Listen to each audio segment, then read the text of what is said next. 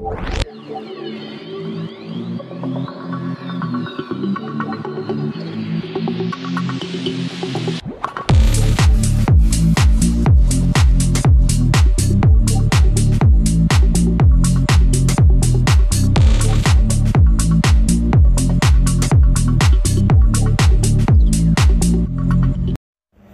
mga Beward fans! Welcome back again to our channel.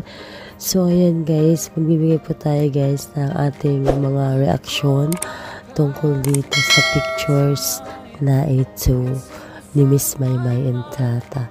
So ayan guys, nakita ko ito sa kanyang Facebook na makikita mo talaga guys na ang picture na to, it's Maymay, it's a very gorgeous. It's very beautiful. So makita mo dito sa pictures niya or sa post niya na talagang super ganda ni Miss Maymay Entrata. Every time talaga na si Maymay ay magsusuot siya ng kanya mga OOTD ay talaga naman maraming humahanga sa kanya dahil nga it's napakagaling magdala ng damit ni Miss Maymay. Kahit anong klaseng damit ay papasuot mo kay Maymay Entrata ay talagang bagay na bagay sa kanya. Ito guys, yung picture na to, it's Maymay, it's a very beautiful talaga.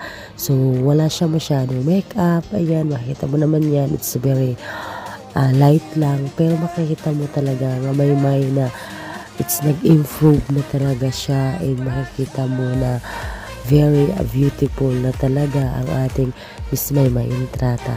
Sobrang layo na noong Maymay na pumasok siya sa PBB until now. So talaga naman yung kanyang boyfriend na si Aaron Ashkin ay nagbibigay sa kanya ng inspiration kung bakit sobrang ganda ng ganap ngayon ni Miss Maymay Entrata, at talagang ang laki ng pinagbago ni Maymay mula ng nagiging